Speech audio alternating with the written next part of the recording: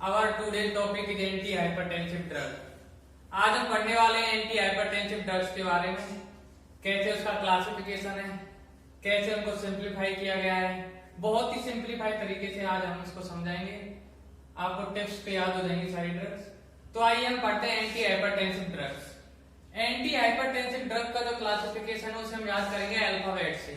Alphabets A B C D, alphabetic order में हम anti hypertensive drug का classification याद करेंगे।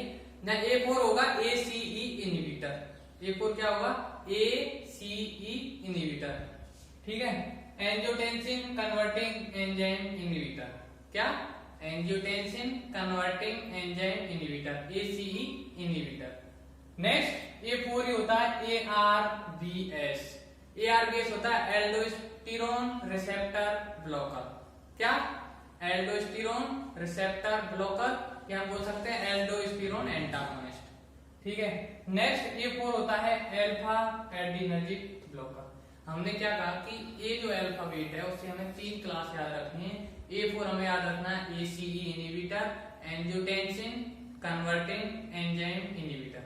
फिर A4 हमको याद रखना है ARBS एल्डोस्टेरोन रिसेप्टर ब्लॉकर, और A4 हमको याद रखना है alpha adrenergic blockers, alpha adrenergic blockers. Next हम आते हैं अल्फाबेट ऑर्डर बी पे। नेक्स्ट अल्फाबेट बी पे आते हैं, तो बी से क्या होगा, बी से होगा एक बीटा एड्रीनर्जिक ब्लॉकर, और एक होगा beta plus alpha adrenergic blocker. B से क्या होगा बीटा एड्रीनर्जिक ब्लॉकर और beta plus alpha adrenergic blocker. Next हम अल्फाबेट पे आते हैं सी पे। सी से होगा C4 calcium channel blocker. C4 क्या होगा, एक तो होगा कैल्शियम चैनल ब्लॉकर और एक क्या होगा सेंट्रल सिंपैथोलाइटिक्स। एक तो होगा C4 कैल्शियम चैनल ब्लॉकर और एक होगा C4 सेंट्रल सिंपैथोलाइटिक्स। और नेक्स्ट जो है डी अल्फाबेट है, D4 होगा डाईयूरेटिक्स। व्हाइट बोर्ड पे हम लिख नहीं पाए उसे, नेक्स्ट आगे कंटिन्यू करेंगे। अभी हम इतना पढ़ते हैं, तीन अल्फाबेट A B और C। सबसे पहले हम A4 पढ़ेंगे ACE इनहिबिटर के बारे में। ACE इनहिबिटर जो है एंजियोटेंसिन कन्वर्टिंग एंजाइम इनहिबिटर, इसमें जो ड्रग आती हैं उनमें सफिक्स आता है प्रिल। कौन सा सफिक्स आएगा, प्रिल सफिक्स आएगा। सभी में देखें हम देते हैं यहाँ पे कैप्टोप्रिल, रेमिप्रिल, इनेलोप्रिल, पेरिंडोप्रिल और फॉसिनोप्रिल। जितनी भी ड्रग हैं ACE इनहिबिटर की, ये क्या है प्रिल सफिक्स आना ही आना है। ACE इनहिबिटर की यहाँ पे जो जितनी भी ड्रग हमने लिखी है सब में क्या है प्रिल सफिक्स आना है। तो हम याद कर सकते हैं ACE इनहिबिटर को कैसे, कि जितने भी ACE इनहिबिटर ड्रग्स होंगे उनमें प्रिल सफिक्स आएगा। और इसके अलावा हम याद कर सकते हैं कैसे, इसकी ट्रिक ये भी आ सकती है कि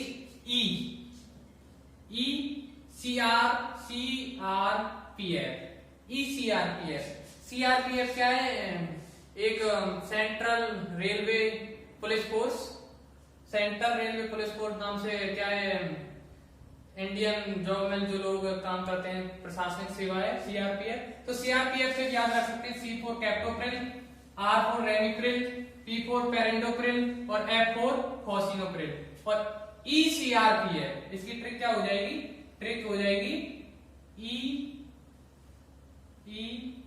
CRPF,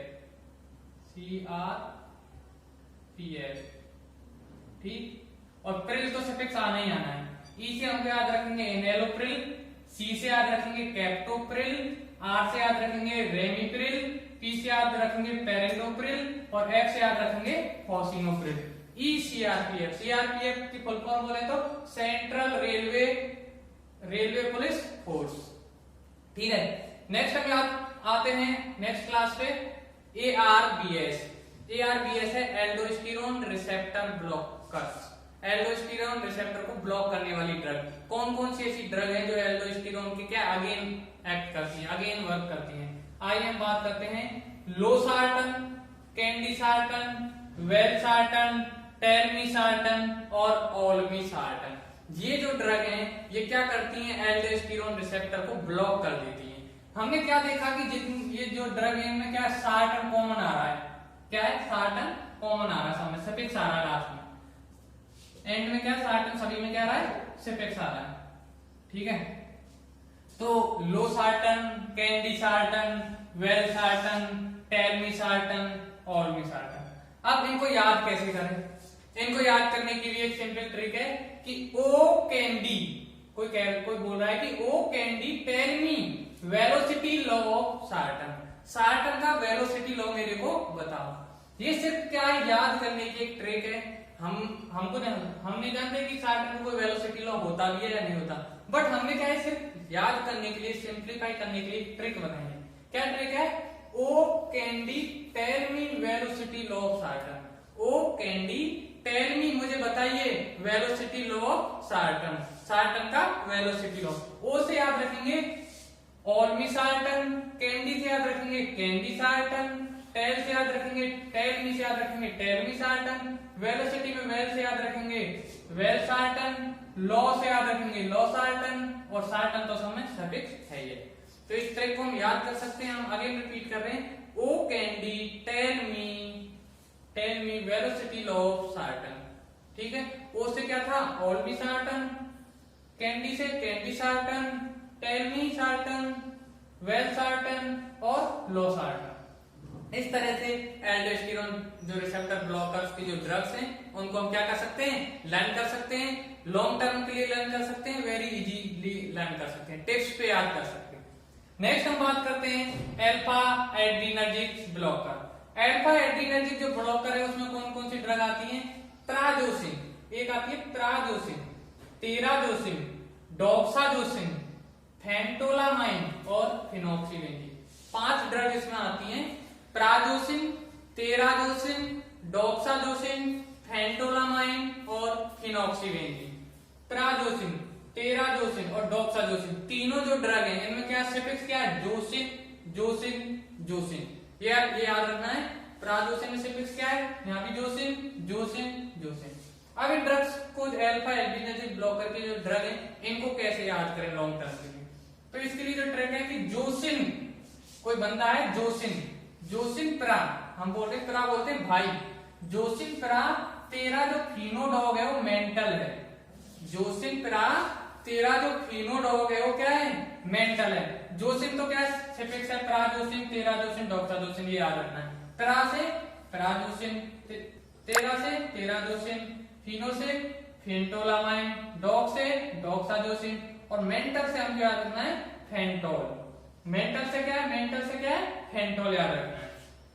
कर सकते हैं याद? मेंटल से फेंटोल, फिनो से फिनॉक्सीबेंजीन, प्रा से प्राजोसिन, तेरा से तेराजोसिन और डॉग से डॉक्साजोसिन।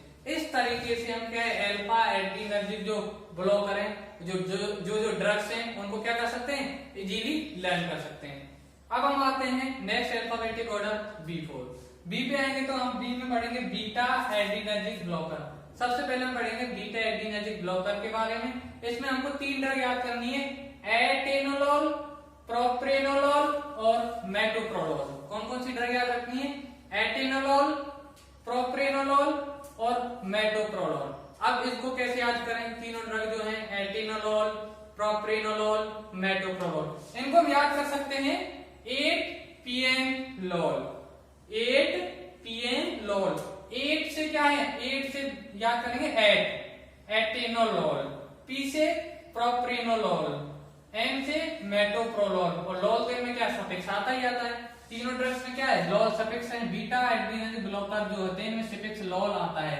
देखो यहाँ भी एटेनोलोल, प्रोप्रेनोलोल, मेटोप्रोलोल, तीनों में सफिक्स क्या है? लॉल। तो ट्रिक क्या है? 8 PM लॉल, 8 PM लॉल। ठीक है। नेक्स्ट हम आते हैं beta plus alpha adrenergic blocker. ऐसी कौन कौन सी ड्रग हैं जो beta plus alpha adrenergic blocker में आती हैं? उसमें 2 ड्रग आएंगी, लेबीटालोल और कार्बिडिलोल। 2 ड्रग इसमें याद करनी है जो beta plus alpha adrenergic blocker होती हैं। एक तो है लेबेटालोल और एक है कार्बिडिलोल। हम दोनों ड्रग्स को कैसे याद कर सकते हैं? इसकी भी ट्रिक है। इसकी ट्रिक क्या है? लेबेटा कार्बिडोल। कोई फादर है जो अपनी बेटी कार्बी से क्या कह रहा है कि ले बेटा कार्बिडोल, डोल मतलब गुड़िया। ठीक है। तो इससे ले बेटा से हो जाएगा लेबेटालोल और कार्बी से हो जाएगा कार्बिडिलोल। इस तरह में इजीली इन दोनों ड्रग्स को याद कर सकते हैं। ले बीटा कार्बिडोल। ले बीटा से हो जाएगा लेविटालोल और कार्बी से हो जाएगा कार्बिडोल, कार्बिडियोल। नेक्स्ट जो क्लास है alphabetic order C4 calcium channel blocker के बारे में पढ़ेंगे। कैल्शियम चैनल ब्लॉकर जो होते हैं उसकी 3 क्लास हैं। फर्स्ट क्लास है फेनिल अमीन, नेक्स्ट क्लास है बेंजोथियाजेपाइन और उससे नेक्स्ट क्लास है डाइहाइड्रोपिरिडी। जो कैल्शियम चैनल ब्लॉकर उसकी 3 क्लास हमने पढ़ी, फेनिलएल्किलामीन, बेंजोथियाजेपाइन और डाइहाइड्रोपिरिडी। फर्स्ट जो क्लास है फेनिलएल्किलामीन, इसमें एक ड्रग आती है वीरापामिल। कौन सी ड्रग आती है? वीरापामिल। बेंजोथियाजेपाइन, इसमें कौन सी ड्रग आती है? डिल्टियाजेम। और डाइहाइड्रोपिरिडीन, इसमें कौन सी ड्रग आती है? निफेडिपाइन।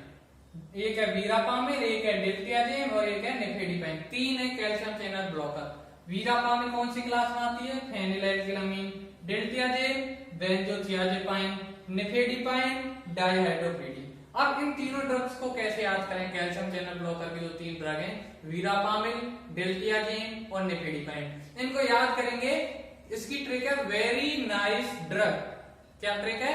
Very nice drug. वेरी में V4 वीरापामिल, नाइस में N4 निफेडिपाइन और ड्रग्स में D4 डिल्टियाजेम। मैं आगे रिपीट कर रहा हूं, ट्रिक क्या है कैल्शियम चैनल ब्लॉकर ड्रग्स को याद करने की? Very nice drugs. V4 वीरापामिल, D4 डिल्टियाजेम और N4 निफेडिपाइन। नेक्स्ट हम पढ़ते हैं सेंट्रल सिंपैथोलाइटिकस। सेंट्रल सिंपैथोलाइटिकस कौन कौन सी ड्रग है? इसमें 2 ड्रग हमको याद करना है, एक तो क्लोनिडीन और एक याद करना है अल्फा मिथाइल डोपा।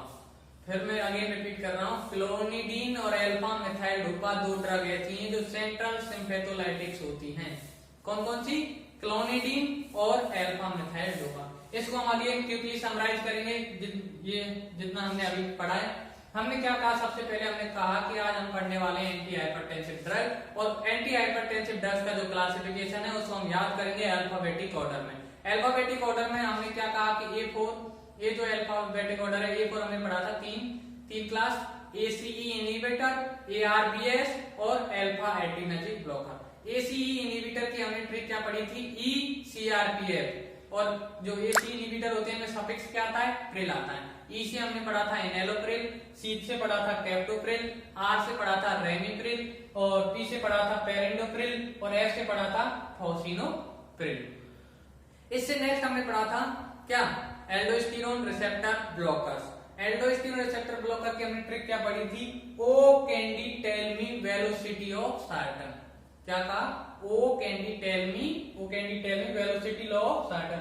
ओ से हमने पढ़ा था olmesartan, candesartan, telmisartan, valsartan,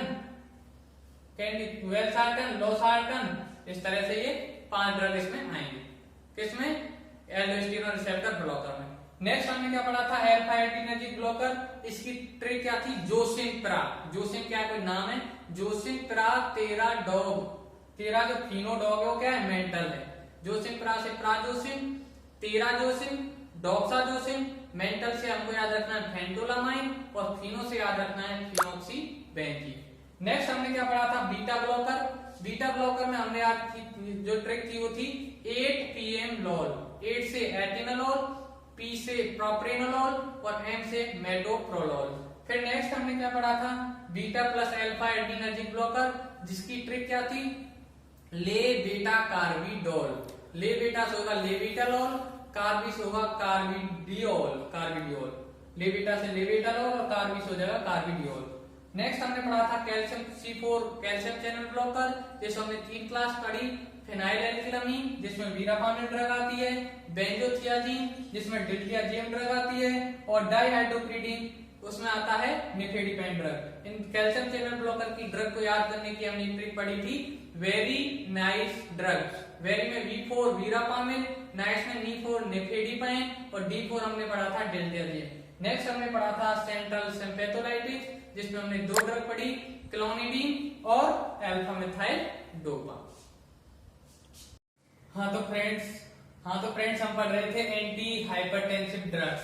anti hypertensive drugs में हमने क्लासिफिकेशन देख लिया था, अल्फाबेटिक ऑर्डर में क्लासिफिकेशन देख रहे थे।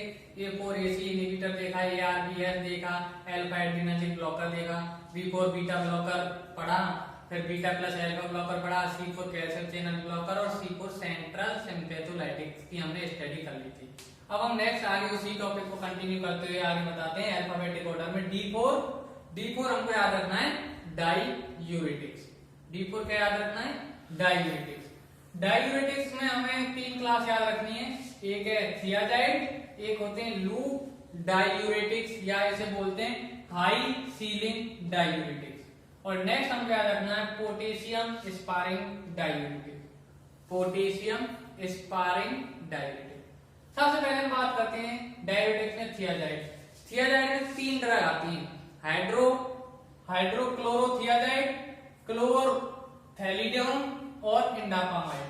हाइड्रोक्लोरोथियाजाइड, क्लोरथैलिडोन और इंडापामाइड। कितनी? 3 ड्रग आती हैं। किसमें? थियाजाइड में। थियाजाइड जो है, थियाजाइड में 3 ड्रग आती हैं, हाइड्रोक्लोरोथियाजाइड, इंडापामाइड और एक है क्लोरथैलिडोन। याद कर सकते हैं इसको, मैं आगे एक बार और रिपीट कर रहा हूं, हाइड्रोक्लोरोथियाजाइड, इंडापामाइड और क्लोरथैलिडोन किसमें आती है? थियाजाइड डाईयूरेटिक्स में। नेक्स्ट हम बात करते हैं लूप डाईयूरेटिक्स की, हाई सीलिंग डाईयूरेटिक्स की। इसमें एक ड्रग आती है, वो है फ्यूरोसीमाइड। कौन सा माइड? फ्यूरोसीमाइड। फ्यूरोसीमाइड आती है किसमें? लूप डाईयूरेटिक्स, हाई सीलिंग डाईयूरेटिक्स में। नेक्स्ट हम चलते हैं पोटेशियम स्पारिंग डाईयूरेटिक्स पे। पोटेशियम जो स्पारिंग डाईयूरेटिक्स होते हैं, इसमें 3 ड्रग आती है। 3 ड्रग कौन कौन सी? एप्लीरिनोन, स्पाइरोनोलैक्टोन और एमिलोराइड। कौन कौन सी 3 ड्रग है? एप्लीरिनोन, एक तो है एप्लीरिनोन, एक है स्पाइरोनोलैक्टोन और एक है एमिलोराइड। ठीक है, अब इन ड्रग्स को याद कैसे करें? इनको याद कर सकते हैं पैसा। ठीक, पैसा में P4 potassium sparing diuretics, E4 eplerenone, S4 spironolactone. Spironolactone very important potassium sparing diuretics होता है, ये तो नाम भूलना ही नहीं है। स्पाइरोनोलैक्टोन तो याद करना ही करना है। ठीक है, और A4 एमिलोराइड। इस तरह से तीनों डाईयूरेटिक्स याद कर सकते हैं। कौन कौन से? एप्लीरिनोन, स्पाइरोनोलैक्टोन और एमिलोराइड। डाईयूरेटिक्स फिनिश। नेक्स्ट हम बात करते हैं एक अदर क्लास जो अल्फाबेटिक ऑर्डर से थोड़ा डिफरेंट है, उसमें है वेजोडाइलेटर। वेजोडाइलेटर में हम पढ़ेंगे आर्टीरियल डायलेटर। आर्टीरियल डायलेटर में कौन कौन सी ड्रग आती है? हाइड्रेलेजाइन, मिनोक्सिडिल और डाइएजोक्साइड। ठीक, कौन कौन सी ड्रग है? हाइड्रेलेजाइन, मिनोक्सिडिल और एक है डाइएजोक्साइड। डाइएजोक्साइड। अब इनको याद कैसे करें? एक राजस्थानी रेस्टोरेंट था, वहां पे मालिक क्या कह रहा है, एक वर्कर थी, आरती नाम की वर्कर थी, उससे कह रहा है, हाय आरती, मीनू दिया जो। मीनू मतलब मेन्यू, मीनू का मीन्स है यहाँ पे मेन्यू, जो मेन कोर्स है वो दिया जो, देकर आ जाओ। हाय आरती, मीनू दिया जो मेन कोर्स जो है वो देकर आ जाओ। ये ट्रिक्स याद कर सकते हैं। हाई से हमको याद रखेंगे हाइड्रोलेजिन, आरती से आर्टीरियल डायलेटर, मीनू से मिनोक्सिडिल और डाइएजो से हो जाएगा डाइएजोक्साइड। ठीक है, आर्टीरियल डायलेटर को हम ऐसे याद कर सकते हैं, लॉन्ग टाइम के लिए याद कर सकते हैं। ट्रिक याद करना है, हाय आरती, मीनू दिया जो, मेन्यू देकर आ जाओ। नेक्स्ट है आर्टीरियल वीनो डायलेटर। आर्टीरियल जो वीनो डायलेटर है, इसमें एक ड्रग हमको याद करनी है, वो है सोडियम नाइट्रोक्लोराइड। कौन सी ड्रग याद करनी है? Sodium nitrochloride. मैं आगे रिपीट करता हूं, हमने पढ़ा डायूरेटिक्स। डायूरेटिक्स हमने 3 क्लास पढ़ी थी, थियाजाइड पढ़ा था, लूप डायूरेटिक्स या हाई सीलिंग डायूरेटिक्स पढ़ा था और एक पढ़ा था पोटेशियम स्पारिंग डायूरेटिक्स। सबसे पहले थियाजाइड, उसमें 3 ड्रग हमने पढ़ी। कौन कौन सी ड्रग थी? एक तो इंडापामाइड पढ़ा, एक हाइड्रोक्लोरोथियाजाइड पढ़ा था और एक पढ़ा था क्लोरथैलिडोन। फिर हमने पढ़ा था loop diuretics, high ceiling diuretics, जिसमें एक ड्रग थी फ्यूरोसीमाइड। नेक्स्ट हमने पोटेशियम डायूरेटिक्स पढ़े, जिसकी ट्रिक थी पैसा। P4 potassium sparring diuretic, E4 E4 एप्लिरिनोन, S4 स्पाइरिनोलेक्टोन और A4 एमिलोराइड। इसके बाद हमने पढ़ा था अभी ये वेजोडाइलेटर, उसमें सब फर्स्ट हमने पढ़ा था आर्टीरियल डायलेटर। उनको याद करने की ट्रिक क्या थी, हाई आरती मीनू दिया, जो हाई से हाइड्रोलिजिन, आरती से आर्टीरियल डायलेटर, मीनो से मिनोक्सिडिल और दिया जो से आ जाएगा डाइएजॉक्साइड। नेक्स्ट हमने क्या पढ़ा था, आर्टीरियल विनोडाइलेटर, इसमें हमने पढ़ा था सोडियम नाइट्रोक्लोराइड। एंटी हाइपरटेंसिव जो ड्रग है इसका क्लासिफिकेशन फिनिश होता है। हाँ तो फ्रेंड्स हम पढ़ रहे थे anti hypertensive drugs. Anti hypertensive drugs का हमने क्लासिफिकेशन देख लिया था। अब हम क्या है वन बाय वन क्या डीप स्टडी करेंगे पूरे क्लासिफिकेशन के बारे में। सबसे पहले हम पढ़ने वाले हैं एसीई इनहिबिटर के बारे में। क्या एसीई इनहिबिटर कैसे एक्ट करता है, क्या उसकी मैकेनिज्म ऑफ एक्शन है, क्या उसके एडवर्स इफेक्ट हैं और क्या क्या कहाँ वो यूज होता है, यूजेज पढ़ेंगे विद ट्रिक्स। बहुत ही आसान तरीके से तुमको लर्न हो जाएगा। सबसे पहले हम बात करते हैं ACE inhibitor angiotensin converting enzyme inhibitor की। एंजियोटेंसिन कन्वर्टिंग एंजाइम जो इनहिबिटर है, ठीक है, first line anti hypertensive drug होती है। क्या है, first line anti hypertensive drugs. हम देखते हैं ये मैकेनिज्म। एंजियोटेंसिनोजन को एंजियोटेंसिन फर्स्ट में बदलता है रेनिन एंजाइम, जो कहां से निकलता है, किडनी से निकलता है। हमने क्या कहा कि एंजियोटेंसिन को कन्वर्ट कर देगा, एंजियोटेंसिनोजन को एंजियोटेंसिन फर्स्ट में कन्वर्ट करता है रेनिन एंजाइम, जो कहां से निकलता है, कहां से सीक्रेट होता है, किडनी से। ठीक है, एंजियोटेंसिन फर्स्ट को एंजियोटेंसिन सेकंड में कन्वर्ट कर देगा एसीई, एंजियोटेंसिन कन्वर्टिंग एंजाइम। क्या काम ने, एंजियोटेंसिन जो फर्स्ट था उसे एंजियोटेंसिन सेकंड में कन्वर्ट कर देगा कौन, एंजियोटेंसिन कन्वर्टिंग एंजाइम। ठीक है, अब जो एंजियोटेंसिन कन्वर्टिंग एंजाइम ने एंजियोटेंसिन सेकंड बनाया है, ठीक है, वो क्या क्या एक्ट करता है, एंजियोटेंसिन सेकंड क्या काम करता है वो बात करते हैं। एंजियोटेंसिन सेकंड जो होता है ब्लड वेसल्स पे जब एक्ट करेगा तो स्टिमुलेट करता है उनको, और क्या करेगा, वेजोकॉन्स्ट्रिक्शन कराता है उनको। क्या करता है, ब्लड वेसल्स का क्या करा देगा, वेजोकॉन्स्ट्रिक्शन करा देगा, जिससे पीवीआर पेरिफेरल वेस्कुलर जो रेजिस्टेंस है, पेरिफेरल वेस्कुलर रेजिस्टेंस क्या है, बढ़ जाएगा। जब ब्लड वेसल थी वो क्या पास पास आ जाएंगी तो क्या रेजिस्टेंस तो बढ़ेगा ही ना, रेजिस्टेंस बढ़ेगा तो ब्लड प्रेशर भी बढ़ेगा ना। ठीक है, अब नेक्स्ट इसका काम है एल्डोस्टेरोन रिलीज। एल्डोस्टेरोन रिलीज कराता है एंजियोटेंसिन सेकंड। जब एल्डोस्टेरोन रिलीज होगा तो सोडियम का और वाटर का रिटेंशन होगा। सोडियम और वाटर यदि रिटेन होगा तो क्या होगा, ब्लड प्रेशर बढ़ेगा। ठीक है, हम आगे इसका क्या है, एक कार्डियक हाइपरट्रोफी। कार्डियक हाइपरट्रोफी कौन कराता है, एंजियोटेंसिन सेकंड कराता है। और क्या कराता है, सिंपैथेटिक एक्टिविटी को बढ़ा देता है। चार काम करा रहा है एंजियोटेंसिन सेकंड। क्या क्या काम करा रहा है, वेजोकॉन्स्ट्रिक्शन करा रहा है ब्लड वेसल्स का, जिससे क्या हो रहा है, पेरिफेरल वेस्कुलर रेजिस्टेंस जो हो रहा है वो बढ़ रहा है। एल्डोस्टेरोन रिलीज करवा रहा है, जिससे क्या हो रहा है, सोडियम और वाटर का रिटेंशन हो रहा है और ब्लड प्रेशर बढ़ेगा। ठीक है, नेक्स्ट कार्डियक हाइपरट्रोफी कराता है और सिंपैथेटिक एक्टिविटी को बढ़ा देता है। अब हम क्या कह रहे हैं कि जो एंजियोटेंसिन सेकंड बन रहा था एंजियोटेंसिन फर्स्ट से, कौन सा एंजाइम बना रहा था, एंजियोटेंसिन कन्वर्टिंग एंजाइम। यदि इस एंजाइम को ब्लॉक कर दिया जाए तो ये सारे एक्शन ब्लॉक हो जाएंगे, ये सारे एक्शन रिवर्स हो जाएंगे। कैसे, हम क्या एसी इनहिबिटर ड्रग देंगे, एसी इनहिबिटर ड्रग क्या करेगी, इसे ब्लॉक कर देगी एंजियोटेंसिन एसी एंजाइम को, एंजियोटेंसिन कन्वर्टिंग जो एंजाइम है इसे क्या कर देगी, ब्लॉक कर देगी। जब ये ब्लॉक हो जाएगा तो एंजियोटेंसिन सेकंड बनेगा ही नहीं, और जब एंजियोटेंसिन सेकंड बनेगा ही नहीं तो वेजोकॉन्स्ट्रिक्शन की जगह क्या होगा, वेजोडाइलेशन होगा। एल्डोस्टेरोन रिलीज रुक जाएगा, और जब एल्डोस्टेरोन रिलीज रुक जाएगा तो सोडियम वाटर का रिटेंशन नहीं हो पाएगा, और सोडियम वाटर का रिटेंशन नहीं हो पाएगा तो ब्लड प्रेशर क्या हो जाएगा, कम हो जाएगा।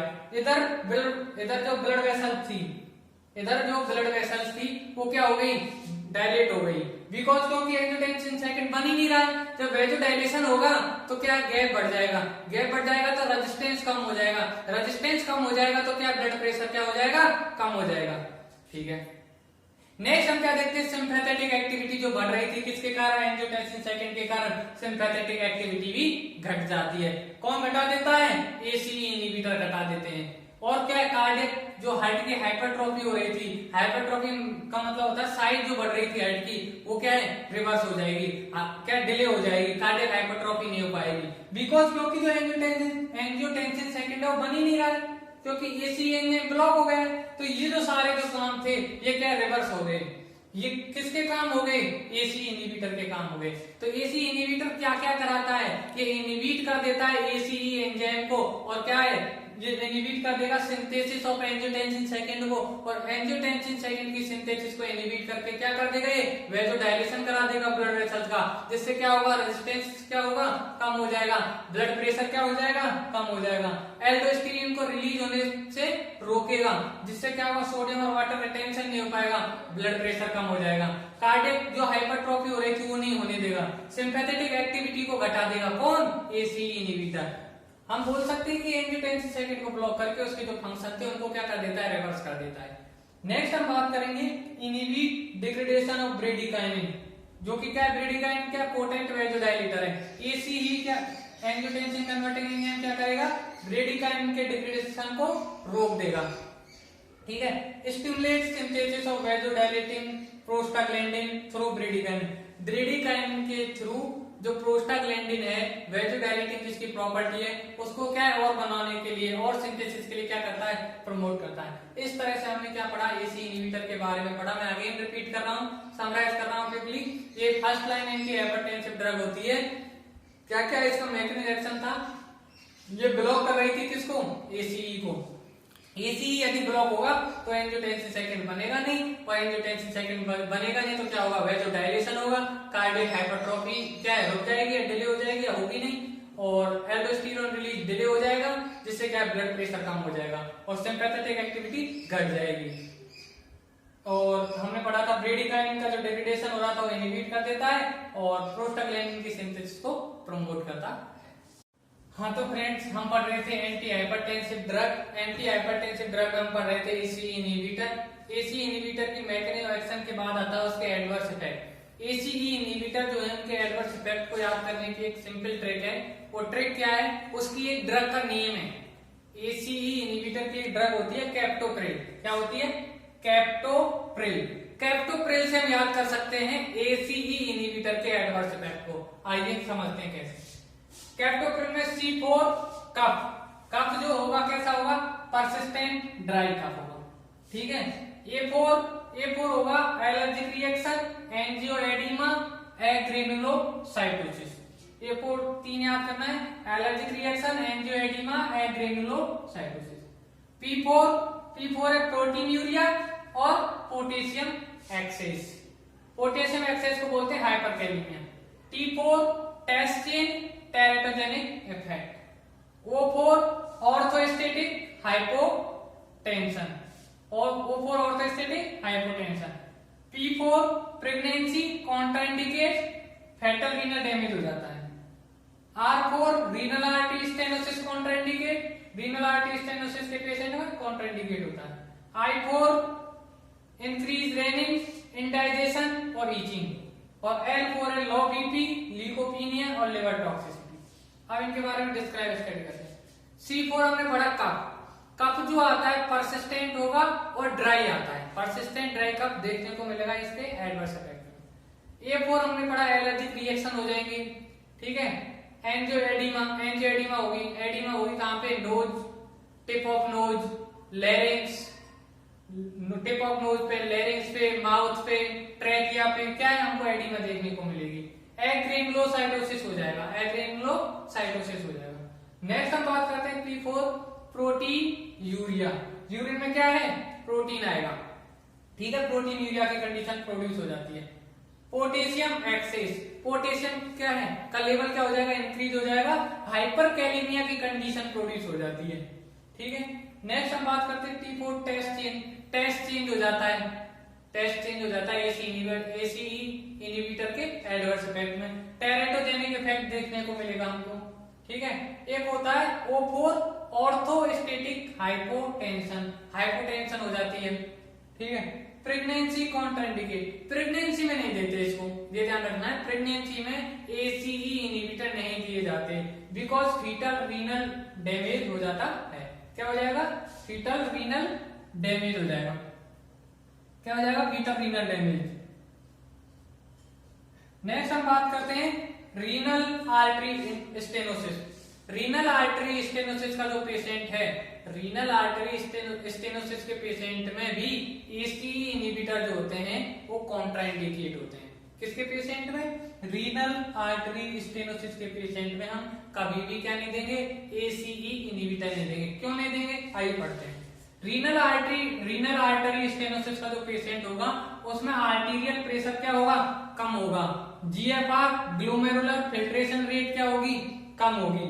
तो क्या है, जब ये कम होंगे आर्टीरियल प्रेशर और जीएफआर, तो एंजियोटेंसिन सेकंड का क्या आएगा? इफेक्ट देखने को मिलेगा। और एंजियोटेंसिन सेकंड क्या करेगा? आर्टीरियल प्रेशर को बढ़ा देगा और जीएफआर को मेंटेन करेगा। बट यदि हमने एसीई इनहिबिटर दे दिया, एंजियोटेंसिन कन्वर्टिंग एंजाइम इनहिबिटर दे दिया, तो क्या करेगा? एंजियोटेंसिन सेकंड को बनने नहीं देगा, एंजियोटेंसिन सेकंड के एक्शन को ब्लॉक कर देगा। और जब एंजियोटेंसिन सेकंड का एक्शन ब्लॉक हो जाएगा तो आर्टीरियल प्रेशर जो घट गया था वो बढ़ नहीं पाएगा, जीएफआर मेंटेन नहीं हो पाएगी। और जीएफआर मेंटेन नहीं हो पाएगी तो उस पेशेंट के लिए क्या है? डेंजरस होगा। ठीक है, तो इसलिए कॉन्ट्रा इंडिकेट होता है रीनल आर्टरी स्टेनोसिस के पेशेंट में क्या? ACE inhibitor drugs. नेक्स्ट हम बात करते हैं आर फॉर रेसेज हो जाते हैं। ठीक है, अब बात करते हैं आई फॉर इंक्रीज रेनिन को सीक्रेशन को बढ़ा देता है। कौन बढ़ा देते हैं? कौन? ACE inhibitor. इनडाइजेशन हो जाता है, ईचिंग हो जाती है। ठीक, ब्लड प्रेशर को क्या कर देते हैं? घटा देते हैं। बिकॉज क्योंकि बीपी बढ़ाता कौन था? एंजियोटेंसिन सेकंड, उसको तो ब्लॉक कर दिया इन्होंने, तो क्या बीपी को घटा देंगे, ल्यूकोपीनिया हो जाएगा और लिवर टॉक्सिसिटी हो जाएगी। इस तरह से क्या एडवर्स इफेक्ट है एसी इनहिबिटर के एडवर्स इफेक्ट को हम आगे रिपीट करते हैं, समराइज करते हैं। क्या काम में याद करने? Captopril, C4 cough, A4 allergic reaction, angioedema और एग्रेनुलोसाइटोसिस। P4 होगा क्या? P4 होगा प्रोटीनूरिया और पोटेशियम एक्सेस। ठीक है, T4 टेस्ट चेंज हो जाएगा और क्या होगा? नेक्स्ट टेरेटोजेनिक इफेक्ट होगा। O4 ऑर्थोस्टेटिक हाइपोटेंशन देखने को मिलेगी। P4 प्रेगनेंसी में कॉन्ट्राइंडिकेट होगा बिकॉज फेटल रीनल डैमेज हो जाता है। ठीक, फीटस की जो रीनल है किडनी क्या डैमेज हो जाएगी, इसलिए। R4 हमने पढ़ा था रीनल आर्टरी स्टेनोसिस का जो पेशेंट होता है उसमें एसी इनहिबिटर कॉन्ट्राइंडिकेट होता है। और कहाँ कॉन्ट्राइंडिकेट होता है? प्रेगनेंसी में कॉन्ट्राइंडिकेट होता है। R4 हो गया। I4 हमने पढ़ा इंक्रीज रेनिन इन डाइजेशन और ईचिंग। और L4 हमने पढ़ा लिवर टॉक्सिसिटी हो जाएगी, ल्यूकोपीनिया हो जाएगा और लो बीपी होगा। हाँ, तो फ्रेंड्स हम पढ़ रहे थे एसी इनहिबिटर के हमने मैकेनिज्म ऑफ एक्शन देखा है, एडवर्स इफेक्ट देखे। अब हम देखते हैं उसके क्या यूजेज है। एसी इनहिबिटर के यूजेज को याद करने की जो ट्रिक है वो है home care makes patient definitely strong. Home care जो होती है मेक्स बनाती है पेशेंट को डेफिनेटली स्ट्रॉन्ग बनाती है। इस ट्रिक की मदद से हम क्या आसानी से इसके यूजेज को याद कर सकते हैं। मैं अगेन रिपीट करता हूं, होम केयर जो होती है वो मेक्स बनाती है पेशेंट को definitely strong. Home care makes patient definitely strong. Home care makes बनाती है पेशेंट को डेफिनेटली स्ट्रॉन्ग। होम में H4 हम पढ़ेंगे hypertension, C4 congestive heart failure, M4 myocardial infarction, P4 prophylaxis of cardiovascular risk subject, D4 diabetic nephropathy और X4 होता है scleroderma crisis. ठीक, स्क्लेरोडर्मा क्रिसिस। H4 हाइपरटेंशन जो होता है all grade hypertension. All grade hypertension में किसका यूज होता है? एसीई इनहिबिटर का, एंजियोटेंसिन कन्वर्टिंग एंजाइम इनहिबिटर का ऑल ग्रेड हाइपरटेंशन में यूज होता है। नेक्स्ट और क्या बात करते हैं हम? हाइपरटेंशन। डायबिटीज के पेशेंट को यदि हाइपरटेंशन है तो प्रीफर्ड ड्रग होती है एसीई इनहिबिटर। डायबिटीज का कोई पेशेंट है और उसे हाइपरटेंशन है तो कौन सी ड्रग देंगे? एसीई इनहिबिटर दी जाएगी। ठीक है, इसके अलावा यदि पेशेंट में क्या है पेरिफेरल रेजिस्टेंस बढ़ गया है या फिर अदर कोई कंडीशन है ऐसी, तो तब भी क्या देते हैं? एसीई इनहिबिटर देते हैं। मेन हमको याद रखना प्रीफर्ड ड्रग होती है डायबिटीज के पेशेंट में यदि हाइपरटेंशन है। ऑल ग्रेड हाइपरटेंशन में इनका यूज किया जाता है। अब एक congestive heart failure. Congestive heart failure के पेशेंट में भी कौन सी ड्रग्स का यूज होता है? ACE inhibitors. Next myocardial infarction. Myocardial infarction में भी किसका एसीई इनहिबिटर का यूज होता है। P4 prophylaxis of cardiovascular risk subject, cardiovascular जो रिस्क सब्जेक्ट है उसकी प्रोफाइलेक्सिस में एसीई इनहिबिटर का यूज होता है। D4 हमने पढ़ा डायबिटिक नेफ्रोपैथी। डायबिटिक नेफ्रोपैथी में दो ड्रग होती है जो प्रीफर्ड होती हैं, एक तो एसीई इनहिबिटर प्रीफर होता है, एक एआरबीएस होता है एल्डोस्टेरोन रिसेप्टर ब्लॉकर और एंजियोटेंसिन कन्वर्टिंग एंजाइम इनहिबिटर। ये दोनों की दोनों प्रीफर्ड होते हैं डायबिटिक नेफ्रोपैथी में। ये क्या करते हैं, वेजोडाइलेशन कराते हैं।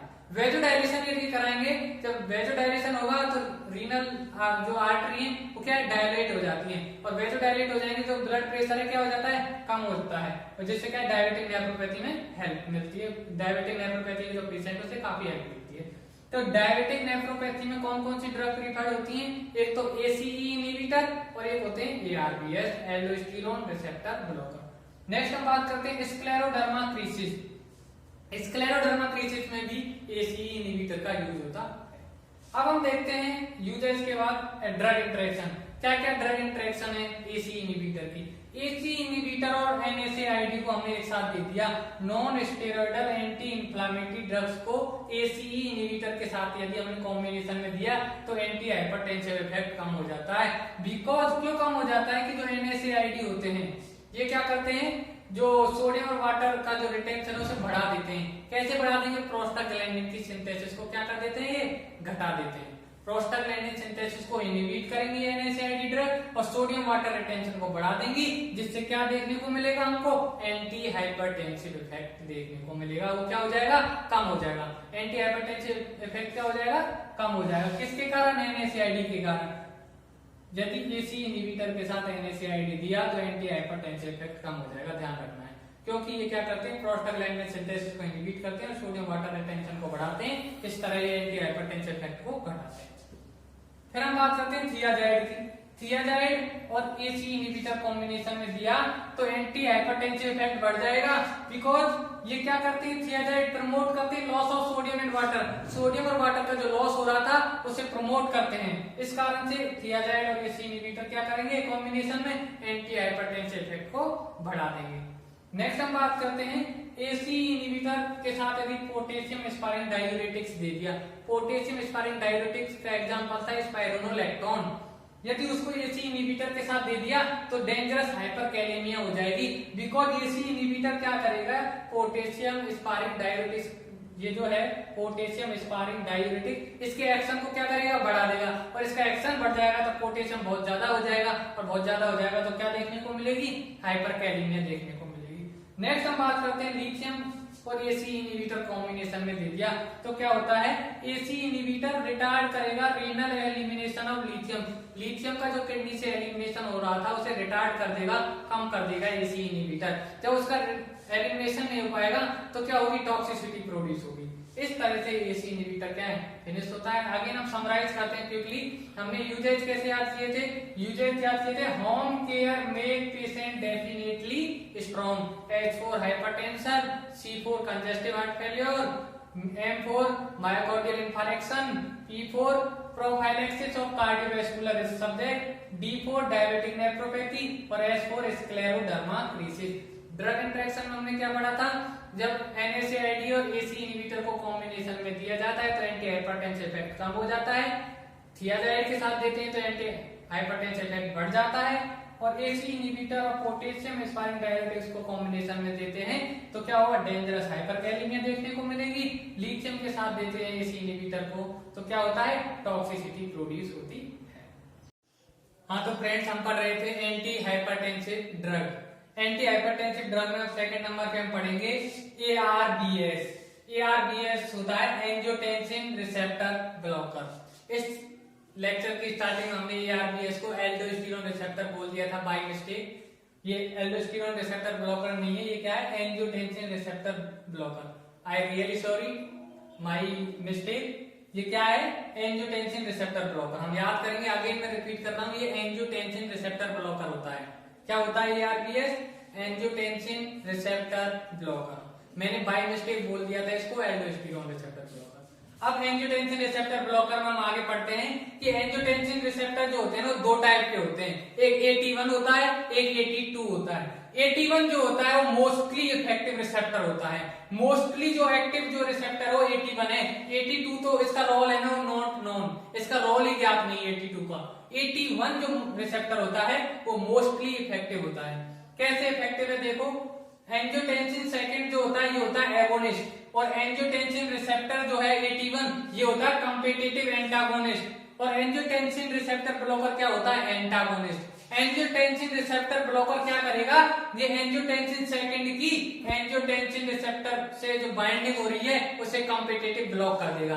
ARBS क्या करेगा, एंजियोटेंसिन सेकंड को एंजियोटेंसिन रिसेप्टर AT1 जो है AT1 सब टाइप उससे क्या है जुड़ने नहीं देगा, कॉम्पिटिटिव ब्लॉक कर देगा उसको। जब कॉम्पिटिटिव ब्लॉक कर देगा तो इसका जो एक्शन है एंजियोटेंसिन सेकंड वो क्या हो जाएगा, ब्लॉक हो जाएगा। जैसे कि इसके एक्शन में जो सिंपैथेटिक नर्व सिंपैथेटिक जो एक्टिविटी जो बढ़ रही थी वो क्या है घट जाएगी, ठीक है। ARBS do not affect bradykinin production, bradykinin का जो प्रोडक्शन होता है उसे अफेक्ट नहीं करता है। ARBS अफेक्ट नहीं करता ब्रेडिकाइनिन प्रोडक्शन को, ACE इनहिबिटर अफेक्ट करता था। अब हम देखते हैं एडवर्स इफेक्ट। ARBS जो होते हैं एंजियोटेंसिन रिसेप्टर ब्लॉकर, मैं आगे बता रहा हूं ये क्या है एंजियोटेंसिन रिसेप्टर ब्लॉकर, ये बेटर टॉलरेंट होते हैं कंपेयर टू ACE इनहिबिटर के। ACE इनहिबिटर की तुलना में बेटर टॉलरेंस होती है, इनके साइड इफेक्ट कम होते हैं। कुछ होते हैं जैसे कि हाइपरकैलेमिया, एलर्जिक रिएक्शन, हाइपोटेंशन, और इसका ये क्या है less cough and angioedema. Angioedema जो होती है नोज पे, लेरिंग्स पे, ट्रेकिया पे जो इन्फ्लामेशन होगी, जो एडिमा होगी, यहाँ पे क्या बहुत कम होती है, ACE इनहिबिटर में मोर होती है, अधिक होती है। यूजेज यदि इनके देखें, यूजेज इसके ACE इनहिबिटर के जैसे ही वही ट्रिक है लगभग। Home care make patient definitely strong, trick क्या है, होम केयर मेक बनाती है पेशेंट को डेफिनेटली स्ट्रॉन्ग। होम से क्या हो जाएगा, H for hypertension, C for congestive heart failure, M for myocardial infarction, P for prevent development of renal complication in diabetes. ये क्या है डायबिटीज में जो रीनल कॉम्प्लिकेशन होते हैं उनको क्या कर देगा, रोक देगा। D for diabetic nephropathy, S for यहाँ कोई नहीं है। 5 यूजेज है इसके, H for hypertension, C for congestive heart failure, M for myocardial infarction, P for prevent development of renal complication in diabetes, D for diabetic nephropathy. इस तरह से ये एंजियोटेंसिन रिसेप्टर जो ब्लॉकर है वो हमें पढ़ा। आगे हम क्विकली समराइज करें, एंजियोटेंसिन रिसेप्टर टू टाइप होते हैं, AT1 और AT2। ARBS क्या करेगा, AT1 से एंजियोटेंसिन सेकंड को कॉम्पिटिटिव ब्लॉक कर देगा। ये क्या करते हैं ब्रेडिकाइनिन प्रोडक्शन को अफेक्ट नहीं करते, साइड इफेक्ट इनके कम है। तो यूजेज हमने पढ़ लिए, क्या क्या यूजेज है, हाइपरटेंशन है, कंजेस्टिव हार्ट फेलियर है, मायोकार्डियल इंफारेक्शन है, prevent development of renal complication in diabetes और डायबिटिक नेफ्रोपैथी। हाँ तो फ्रेंड्स हम एंटी हाइपरटेंसिव ड्रग्स में आगे कंटिन्यू करते हैं। अल्फा ब्लॉकर पढ़ेंगे। अल्फा ब्लॉकर जो होते हैं ना दो टाइप के होते हैं। Alpha blocker, alpha adrenergic blocker दो टाइप के होते हैं। एक तो होते हैं नॉन सेलेक्टिव अल्फा 1, अल्फा 2 और एक होता है सेलेक्टिव अल्फा 1 ब्लॉकर। हमने क्या कहा कि अल्फा एड्रीनर्जिक ब्लॉकर दो टाइप के हैं। कौन कौन से, एक तो नॉन सेलेक्टिव होता है अल्फा 1 अल्फा 2 और ये होता है selective alpha 1 blocker. Non selective जो होते हैं उसमें दो आते हैं, फेंटोलामाइन और फिनॉक्सिलिन की ड्रग आती है। सेलेक्टिव जो होते हैं उसमें 3 ड्रग आती है, प्राजोसिन, तेराजोसिन, डॉक्साजोसिन। हमने अल्फा ब्लॉकर की ट्रिक क्या याद की थी, जोसिन एक नाम था, जोसिन प्रा तेरा फिनोडॉक्मेंटल है, ऐसे याद किया था ना। जोसिन प्रा से प्राजोसिन, तेरा से तेराजोसिन, डॉक से डॉक्साजोसिन और फिनो से फिनॉक्सीबेंजीन, मेंटल से याद किया था ये फेंटोलामाइन। अब हम देखते हैं फेंटोलामाइन और फिनॉक्सीबेंजीन कैसे एक्ट करती है। यहाँ पे जो नॉन सेलेक्टिव होते हैं ब्लॉक कर देंगे बहुत अल्फा 1 और अल्फा 2 रिसेप्टर। यहाँ पे अल्फा 1 और अल्फा 2 दोनों रिसेप्टर ब्लॉक हो जाते हैं ब्लड वेसल्स में। ब्लड वेसल्स में अल्फा 1 अल्फा 2 रिसेप्टर ब्लॉक हो गए तो वेजोडाइलेशन हो गया एक तो, और एक डिक्रीज बीपी, ब्लड प्रेशर कम हो जाता है, वेजोडाइलेशन होता है। ये तो होता है अल्फा 1 ब्लॉकेज के कारण। अल्फा 1 रिसेप्टर ब्लॉक हो गए ठीक है, non selective alpha 1 receptor block हो गए तो ब्लड प्रेशर डिक्रीज हो जाता है और वेजोडाइलेशन हो जाता है। ठीक है, और जो अल्फा 2 ब्लॉक होगा, अल्फा 2 ब्लॉक होने से क्या होगा, नॉरएड्रेनालिन, एन का मींस है नॉरएड्रेनालिन, वो क्या होगा, नॉरएड्रेनालिन की जो रिलीज हो क्या इंक्रीज हो जाएगा, increase noradrenaline release due to alpha 2 blockage. Alpha 2 receptor block होने के कारण नॉरएड्रेनालिन जो एंजाइम है या नॉरएड्रेनालिन का जो रिलीज हो क्या है इंक्रीज हो जाता होता है। नॉरएड्रेनालिन एंजाइम है हार्मोन, नॉरएड्रेनालिन रिलीज इंक्रीज हो जाता है। टैकीकार्डिया प्रोमिनेंट देखने को मिलेगी यहाँ पे क्या टैकीकार्डिया प्रोमिनेंट देखने को मिलेगी। अब इधर आ जाइए सेलेक्टिव अल्फा 1 ब्लॉकर में देखें प्राजोसिन, तेराजोसिन, डॉक्साजोसिन, 3 ड्रग्स आती हैं। यहाँ क्या ब्लॉक होगा सेलेक्टिव अल्फा 1 रिसेप्टर का कॉम्पिटिटिव। यहाँ पे जो सेलेक्टिव अल्फा 1 ब्लॉक अल्फा 1 जो रिसेप्टर है सेलेक्टिव अल्फा 1 रिसेप्टर का क्या होगा, कॉम्पिटिटिव ब्लॉक होगा, block selective alpha 1 receptor competitively, जिससे वेजोडाइलेशन होगा और ब्लड प्रेशर क्या हो जाएगा, कम हो जाएगा ब्लड वेसल्स में। टैकीकार्डिया यहाँ पे देखने को बहुत ही कम देखने को मिलती है, बट यहाँ पे क्या नॉन सेलेक्टिव में प्रोमिनेंट थी। यहाँ पे नॉरएड्रेनालिन जो है रिलीज नहीं बढ़ता बिकॉज क्योंकि वहां अल्फा 2 है ही नहीं, अल्फा 2 ब्लॉक ही नहीं हुआ है, तो नॉरएड्रेनालिन रिलीज इंक्रीज नहीं होगा। आगे हम देखते हैं नॉन सेलेक्टिव में used to treat hypertension in special condition like.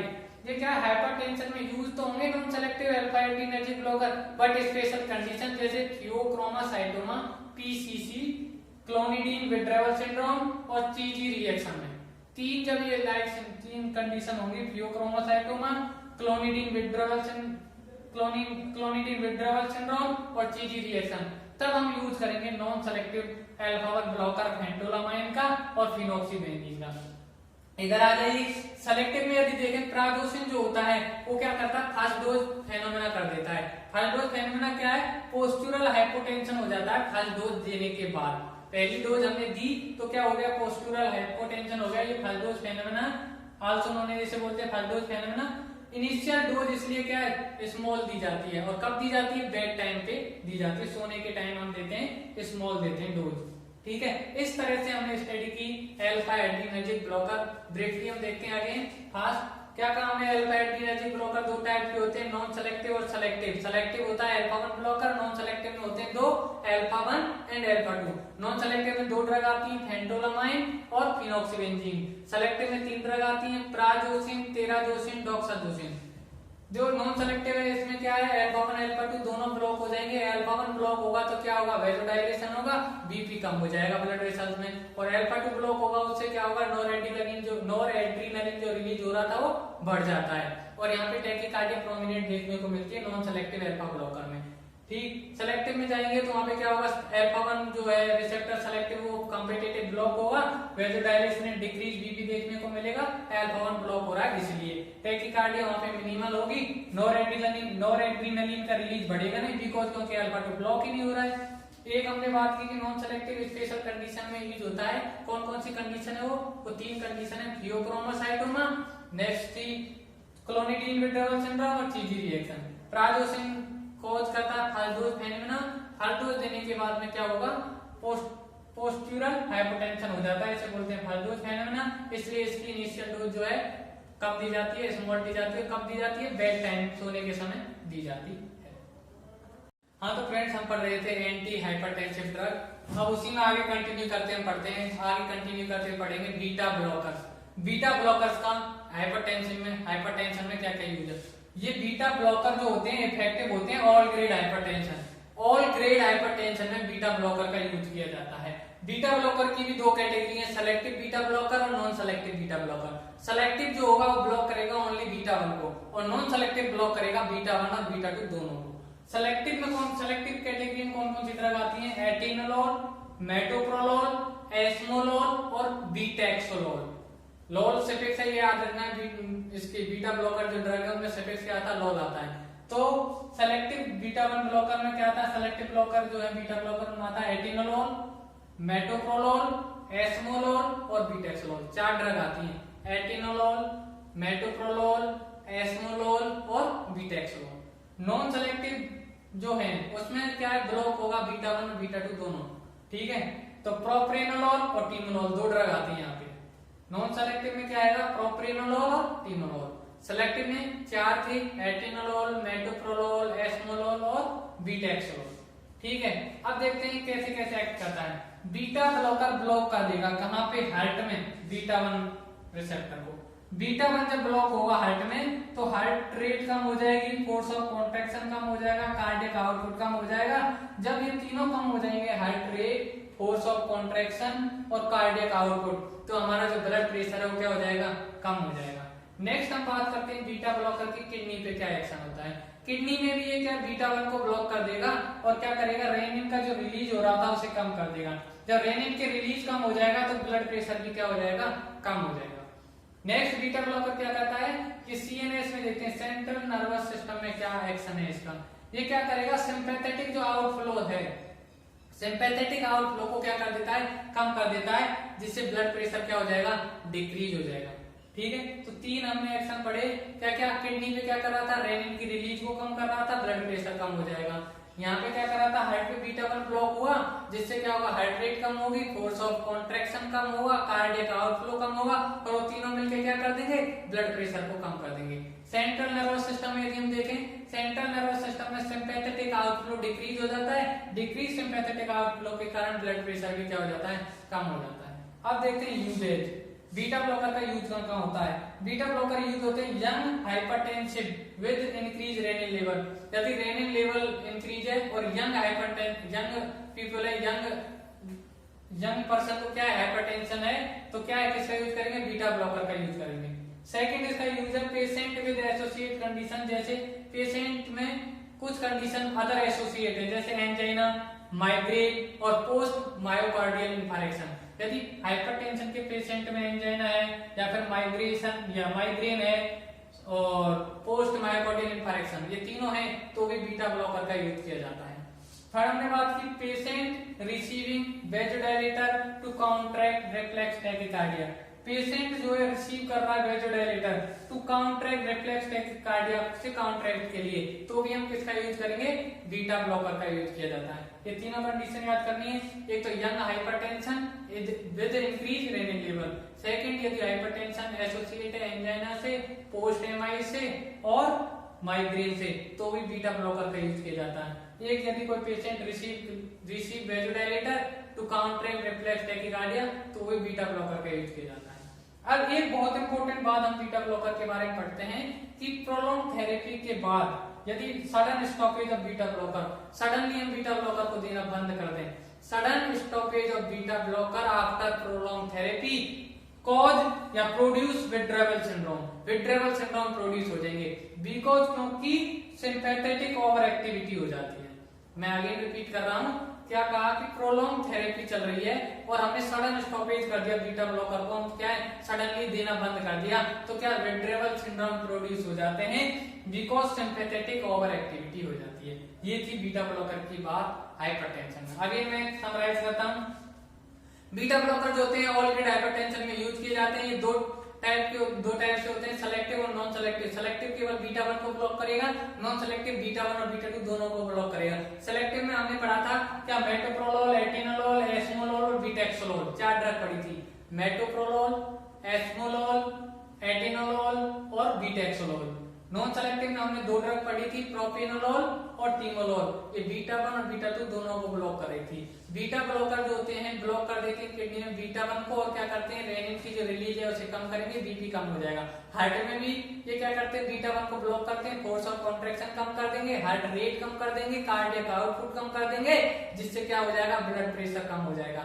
Central nervous system में क्या करते हैं, सिंपैथेटिक आउटफ्लो को कम कर देते हैं, जिससे ब्लड प्रेशर कम हो जाता है। इनका यूजेज कहाँ है, young hypertensive with increase renin level. ठीक, यदि कोई पेशेंट वेंटिलेटर रिसीव कर रहा है आफ्टर, क्या कर रहा है, यदि कोई patient receive ventilator to counteract reflex tachycardia, तो भी इसी बीटा ब्लॉकर का यूज किया जाता है। यदि हाइपरटेंशन एसोसिएट है एंजाइना से, पोस्ट एमआई से या फिर माइग्रेन से, तो बीटा ब्लॉकर का यूज किया जाता है। प्रोलॉन्ग जो थेरेपी होती है, प्रोलॉन्ग थेरेपी के बाद यदि बीटा ब्लॉकर सडनली देना बंद कर दें, तो विथड्रॉवल सिंड्रोम देखने को मिलते हैं, बिकॉज क्या, सिंपैथेटिक ओवर एक्टिविटी हो जाती है। हाँ तो फ्रेंड्स, हम पढ़ रहे थे anti hypertensive drug. Anti hypertensive drug में आगे हम कंटिन्यू करते हैं calcium channel blocker. Calcium channel blocker पढ़ेंगे हम। कैल्शियम चैनल जो ब्लॉकर होते हैं इनका इफेक्ट होता है, एंटी हाइपरटेंसिव जो इफेक्ट होता है वो होता है पेरिफेरल वेजोडाइलेशन के कारण। किसके कारण होता है? पेरिफेरल वेजोडाइलेशन के कारण होता है। ठीक है, बीटा ब्लॉकर और कैल्शियम चैनल ब्लॉकर निफेडिपाइन को एक साथ दिया जाता है किसकी रोकथाम के लिए, किसकी काउंटरैक्ट के लिए? Reflex tachycardia. रिफ्लेक्स जो टैकीकार्डिया है उसकी काउंटरैक्ट करने के लिए बीटा ब्लॉकर और कैल्शियम चैनल ब्लॉकर, कौन सा कैल्शियम चैनल ब्लॉकर? निफेडिपाइन, इन दोनों को कॉम्बिनेशन में दिया जाता है। ठीक है, नेक्स्ट हम बात करते हैं रिफ्लेक्स टैकीकार्डिया एब्सेंट होती है किसके साथ? क्या होती है? एब्सेंट होती है वीरापामिल और डिल्टियाजेन के साथ। वीरापामिल और डिल्टियाजेन जो कैल्शियम चैनल ब्लॉकर हैं उनके साथ में रिफ्लेक्स टैकीकार्डिया नहीं देखी जाएगी या बहुत कम देखी जाएगी। बिकॉज क्योंकि ये इनका जो एक्शन होता है ग्रेटर कार्डियक डिप्रेसेंट एक्शन होता है इनका एक्शन कैसा होता है? कार्डियक डिप्रेसेंट एक्शन होता है। इसी कारण से रिफ्लेक्स टैकीकार्डिया नहीं देखी जाती है वीरापामिल और डिल्टियाजेन के साथ। ठीक है, so not given to cardiac dysfunction patient. इसलिए जो पेशेंट कार्डियक डिस्फंक्शन का पेशेंट है जिसमें कार्डियक क्या है, कार्डियक सिस्टम से संबंधित क्या कोई एबनॉर्मलिटी है, उसको क्या नहीं देते हैं? वीरापामिल डिल्टियाजेन ड्रग नहीं दी जाती है। कार्डियक डिस्फंक्शन वाले पेशेंट को वीरापामिल और डिल्टियाजेन ड्रग नहीं दी जाती बिकॉज उनका क्या होता है? कार्डियक डिप्रेसेंट एक्शन होता है।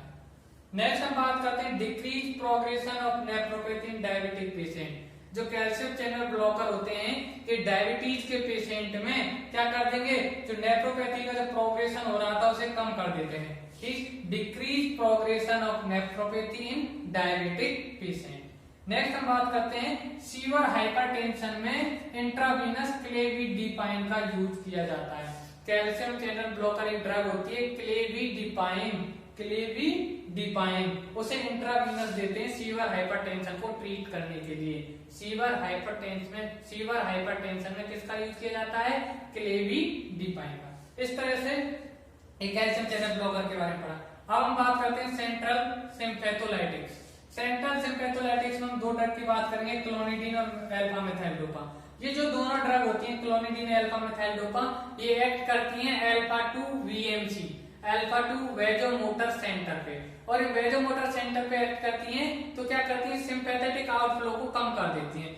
सिंपैथेटिक आउटफ्लो यदि कम हो जाएगा तो हार्ट रेट कम हो जाएगी, फोर्स ऑफ कॉन्ट्रैक्शन कम हो जाएगा, कार्डियक आउटपुट कम हो जाएगा, जिससे क्या ब्लड प्रेशर कम हो जाएगा। ये थी इनकी मैकेनिज्म ऑफ एक्शन। मैं अगेन रिपीट करता हूँ, क्लोनिडीन और अल्फा मेथाइल डोपा जो होते हैं ये एक्ट करते हैं अल्फा 2 वेजोमोटर सेंटर पे और क्या कर देते हैं? सिंपैथेटिक जो एक्टिविटी है उसे क्या कर देते हैं? सिंपैथेटिक जो आउटफ्लो है उसे क्या कर देते हैं? कम कर देते हैं। जब सिंपैथेटिक आउटफ्लो कम हो जाएगा तो पीवीआर जो पेरिफेरल वेस्कुलर रेजिस्टेंस कम हो जाएगा, हार्ट रेट कम हो जाएगी और हमारा ब्लड प्रेशर क्या हो जाएगा? कम हो जाएगा। क्लोनिडीन और अल्फा मेथाइल डोपा यूज होते हैं second and third line agent के रूप में हाइपरटेंशन में, बिकॉज क्योंकि high incidence of side effect, इनके साइड इफेक्ट ज्यादा होने के कारण ये इतने प्रीफर नहीं होते हैं किसके लिए? हाइपरटेंशन के लिए। लेकिन अल्फा मेथाइल डोपा जो ड्रग है, अल्फा मेथाइल डोपा, ये क्या सेंट्रल सिम्पैथोलाइटिक्स होते हैं, है ना। ये क्या alpha methyl dopa preferred drug होती है प्रेगनेंसी में। प्रेगनेंसी में यदि हाइपरटेंशन है तो कौन सी ड्रग प्रीफर की जाती है? अल्फा मेथाइल डोपा प्रीफर्ड होती है। Alpha methyl dopa preferred in pregnancy. During pregnancy यदि हाइपरटेंशन है तो क्या दे सकते हैं? अल्फा मेथाइल डोपा दी जा सकती है। Sudden stoppage of clonidine, clonidine को सडन स्टॉप कर दिया। Sudden stoppage of clonidine cause withdrawal syndrome. यदि क्लोनिडीन को हम क्या सडन स्टॉप कर दिया देना तो क्या विथड्रॉवल सिंड्रोम प्रोड्यूस हो सकते हैं। विथड्रॉवल सिंड्रोम प्रोड्यूस होंगे तो क्या रिबाउंड हाइपरटेंशन, हाइपरटेंशन क्या दोबारा से हो जाएगी। ये क्यों होता है? Due to super sensitivity of alpha receptor. एक तो अल्फा रिसेप्टर जो होते हैं सुपर सेंसिटिविटी हो जाती है उनकी, एक तो अल्फा रिसेप्टर की सुपर सेंसिटिविटी के कारण, दूसरा precipitous release of large amount of store catecholamine. Store जो कैटकोलोमीन है उसका जो लार्ज अमाउंट क्या होता है? फास्ट, तेजी से रिलीज होता है। प्रेसिपिटस का मतलब है तेजी से क्या होता है? रिलीज होगा कैटकोलोमीन। हमने क्या कहा? कि सडन स्टॉपेज कर दिया क्लोनिडीन को तो विट्रेबल सिंड्रोम प्रोड्यूस होते हैं, जिससे हाइपरटेंशन अगेन हो जाएगी। बिकॉज क्योंकि सुपर सेंसिटिविटी होती है अल्फा रिसेप्टर की और तेजी से रिलीज होता है कैटकोलोमीन। अब इसको ट्रीटमेंट कैसे किया जाएगा? इसको ट्रीटमेंट करने के लिए दिया जाएगा इंट्रावीनस सोडियम नाइट्रोक्लोराइड और लेविटावोल। या तो लेविटावोल दे दो या इंट्रावीनस सोडियम नाइट्रोक्लोराइड दे दो। इस तरह से कंप्लीट होते हैं। मैं आगे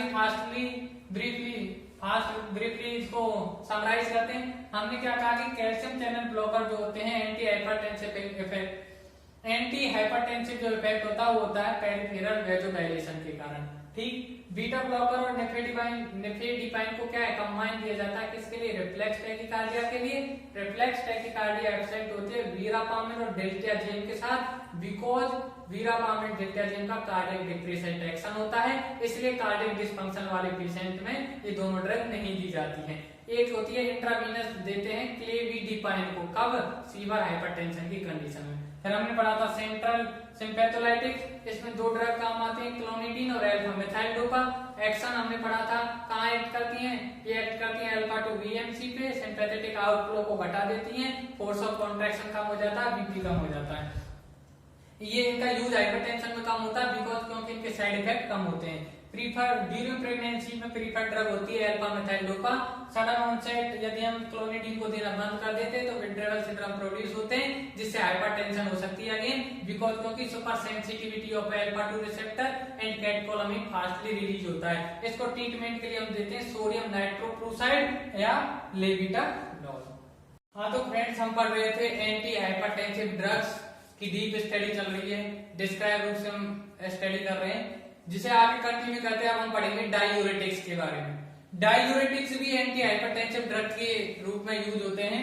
डायूरेटिक्स में थियाजाइड जो होता है वो यूज होता है used in uncomplicated mild to moderate hypertension. Uncomplicated जो माइल्ड टू मॉडरेट हाइपरटेंशन होती है उसमें थियाजाइड का यूज होता है। इनकी मैकेनिज्म ऑफ एक्शन देखें तो थियाजाइड इनहिबिट कर देते हैं सोडियम क्लोराइड सिंपोर्ट, कहां पे? डीसीटी के अर्ली पार्ट में। डीसीटी का जो अर्ली पार्ट होता है वहां पे सोडियम क्लोराइड का जो सिंपोर्ट हो रहा था उसे ब्लॉक कर देंगे, उसे इनहिबिट कर देंगे कौन? थियाजाइड, जिससे प्रमोट सोडियम वाटर एक्सक्रीशन। जिससे क्या सोडियम और वाटर का एक्सक्रीशन क्या होगा? प्रमोट होगा। जब सोडियम वाटर बाहर निकलेगा तो कार्डियक आउटपुट क्या हो जाएगा? डिक्रीज हो जाएगा, जिससे ब्लड प्रेशर क्या हो जाएगा? कम हो जाएगा। इधर यदि क्रोनिक थेरेपी की कंडीशन देखें तो जो सोडियम वाटर एक्सक्रीशन हो रहा है तो सोडियम की कंसंट्रेशन मसल में कम हो जाएगी। जब मसल में सोडियम कम हो जाएगा तो पीवीआर जो है पेरिफेरल वेस्कुलर रेजिस्टेंस क्या होगा? कम हो जाएगा, ब्लड प्रेशर भी हमारा कम हो जाएगा। ये तीसरी मैकेनिज्म ऑफ एक्शन। क्या कहा कि सोडियम जो थियाजाइड है सोडियम क्लोराइड सिंपोर्ट को इनहिबिट कर देते हैं अर्ली पार्ट ऑफ डीसीटी में और प्रमोट करते हैं सोडियम वाटर एक्सक्रीशन को, जिससे कार्डियक आउटपुट कम होता है और कार्डियक आउटपुट कम होने से बीपी कम हो जाता है, ब्लड प्रेशर। क्रोनिक थेरेपी पे बात करते हैं तो क्रोनिक थेरेपी पे सोडियम की कंसंट्रेशन कम हो जाएगी मसल्स में, पेरिफेरल वेस्कुलर रेजिस्टेंस कम हो जाएगा, जिससे ब्लड प्रेशर कम हो जाएगा। अब इसके देखते हैं एडवर्स इफेक्ट। एडवर्स इफेक्ट हमको याद रखने हैं 5H। H for hypokalaemia, potassium कम हो जाता है। हाइपर एक कंडीशन है जहां पे हाइपो मिलेगा, अदर कंडीशन में हाइपर मिलेगा। हाइपरग्लाइसीमिया, हाइपरयूरिसीमिया, हाइपरलिपिडीमिया और हाइपरकैल्सीमिया। ग्लूकोज अधिक हो जाएगा, ग्लूकोज बढ़ जाएगा, यूरिक एसिड बढ़ जाएगा, हाइपरलिपिडीमिया में लिपिड बढ़ जाएगा, हाइपरकैल्सीमिया में कैल्शियम बढ़ जाएगा। तो ये थे इसके एडवर्स इफेक्ट 5 हैं। हाइपोकैलेमिया, हाइपरग्लाइसीमिया, हाइपरयूरिसीमिया, हाइपरलिपिडीमिया और हाइपरकैल्सीमिया। नेक्स्ट हम बात करते हैं एडवांटेज। एडवांटेज क्या क्या है कि लॉन्ग ड्यूरेशन एक्शन होता है, चीप होते हैं और वेल टॉलरेट होते हैं एल्डरली पेशेंट्स में। 3 एडवांटेज हैं। वेल टॉलरेट होते हैं एल्डरली पेशेंट्स में, चीप होते हैं और क्या है? लॉन्ग ड्यूरेशन एक्शन होता है इनका। नेक्स्ट हम बात करते हैं इंडापामाइड। इंडापामाइड जो होता है मोर पोटेंट होता है, उसके साइड इफेक्ट क्या होते हैं? कम होते हैं। अब हम बात करते हैं लूप डायूरेटिक्स की। डायूरेटिक्स में सबसे पहले हमने थियाजाइड पढ़ रहे हैं लूप डायूरेटिक्स। इनका शॉर्ट ड्यूरेशन एक्शन होता है। लूप डायूरेटिक्स का एक्शन कैसा होगा? शॉर्ट ड्यूरेशन का होता है। ये रूटीनली यूज नहीं होते हैं हाइपरटेंशन में। ESPN means hypertension, accept in presence of renal और कार्डियक फेल्योर। जब रीनल फेल्योर और कार्डियक फेल्योर प्रेजेंट होगी तभी यूज होंगे, रूटीनली यूज नहीं होते हैं। कौन? लूप डायरेटिक, इनका रूटीनली यूज नहीं होता है हाइपरटेंशन में। तो हम बता रहे थे कि डायरेटिक्स हाइपरटेंशन में यूज किए जाते हैं, जिसमें थियाजाइड की स्टडी थी, जो mild to moderate and complicated hypertension में यूज होता है। मैकेनिज्म ऑफ एक्शन देखा, क्या करेगा थियाजाइड सोडियम क्लोराइड सिम्पोर्ट को क्या कर देगा? इनहिबिट कर देगा। कहां पे? अर्ली पार्ट ऑफ डीसीटी में, जिससे सोडियम और वाटर का एक्सक्रीशन क्या होगा? बढ़ जाएगा, जिससे कार्डियक आउटपुट घट जाएगा, ब्लड प्रेशर घट जाएगा। यदि क्रोनिक थेरेपी की बात करें तो क्या सोडियम की कंसंट्रेशन कम हो जाएगी मसल में, पेरिफेरल वेस्कुलर रेजिस्टेंस क्या होगा? कम हो जाएगा, और बीपी क्या हो जाएगा? कम हो जाएगा। फिर हम देखे थे इसके एडवर्स इफेक्ट। थियाजाइड के एडवर्स इफेक्ट की यदि बात करें तो हाइपोकैलेमिया हो जाएगा, हाइपरग्लाइसीमिया हो जाएगा, हाइपर यूरिसीमिया हो जाएगा, हाइपरलिपिडीमिया हो जाएगा, और हाइपरकैल्सीमिया हो जाएगा। फिर हमने बात की थी इंडापामाइड। इंडापामाइड क्या होता है? मोर पोटेंट, लेस टॉक्सिक होता है। यूजेज की यदि इसके बाद इसके एडवांटेज की बात करें तो क्या लॉन्ग ड्यूरेशन एक्शन होता है, चीप होते हैं, और वेल टॉलरेट होते हैं। किसमें? एल्डरली पेशेंट्स में। फिर हमने लूप डायरेटिक्स की बात की थी। Loop diuretics short duration action होता है और not routinely use because x action को छोड़ दें कहां? Presence of renal and cardiac failure. तो फ्रेंड्स हम पढ़ रहे थे एंटी हाइपरटेंसिव ड्रग।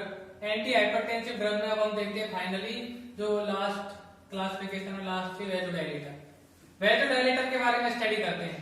वैसोडाइलेटर में हमने पढ़ा था मिनॉक्सिडिल और डाइएजॉक्साइड। मिनॉक्सिडिल और डाइएजॉक्साइड जो होते हैं ये एक्टिवेट करते हैं पोटेशियम चैनल ओपनर को। मिनॉक्सिडिल और डाइएजॉक्साइड किसे एक्टिवेट करेंगे? पोटेशियम चैनल ओपनर को। और क्या करते हैं? पोटेशियम को इफ्लक्स, पोटेशियम को बाहर भेजते हैं। सबसे पहले मिनॉक्सिडिल डाइऑक्साइड ने पोटेशियम चैनल ओपनर को एक्टिवेट किया और पोटेशियम को बाहर भेजा, इफ्लक्स करा दिया, जिससे क्या होगा? वेस्कुलर स्मूथ मसल में क्या हो जाएगा? हाइपरपोलराइजेशन हो जाएगा। वेस्कुलर स्मूथ मसल में जब हाइपरपोलराइजेशन हो जाएगा तो वेजोडाइलेशन की कंडीशन प्रोड्यूस होगी। वेजोडाइलेशन होगा तो ब्लड प्रेशर क्या हो जाएगा? कम हो जाएगा। हमने क्या कहा कि मिनॉक्सिडिल और डाइऑक्साइड ने एक्टिवेट किया पोटेशियम चैनल ओपनर को, जिससे पोटेशियम बाहर गया तो पोटेशियम पोलराइजेशन कराता है, लेकिन बाहर ज्यादा गया तो हाइपरपोलराइजेशन हो गया, और हाइपरपोलराइजेशन स्मूथ मसल का हो गया तो वेजोडाइलेशन हो गया तो ब्लड प्रेशर क्या होगा? डिक्रीज हो जाएगा।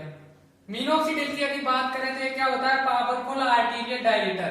ये क्या होता है? एक पावरफुल आर्टरी को क्या करता है? डायलेट करता है। डाइऑक्साइड इंपोर्टेंट है, ये याद करना है, क्योंकि ये यूज होता है हाइपरटेंसिव क्राइसिस की कंडीशन में। हाइपरटेंसिव जो क्राइसिस है उसमें यूज होने वाली ड्रग है कौन सी? डाइऑक्साइड यूज होता है कहां पे? हाइपरटेंसिव क्राइसिस में। हाइड्रोलेजिन की बात करें, हाइड्रोलेजिन जो होता है डायरेक्ट एक्टिंग आर्टीरियल डायलेटर होता है। हाइड्रोलेजिन क्या है? डायरेक्ट एक्ट करता है और आर्टरी को डायलेट करने का काम करता है। अब हम बात करते हैं सबसे important dilator, vasodilator, sodium nitrochloride. इसको इंट्रावीनस हमने दिया, तो ये क्या है? सोडियम नाइट्रोक्लोराइड को जब इंट्रावीनस हम दे रहे हैं तो ये नाइट्रिक ऑक्साइड और साइनाइड में टूट जाता है।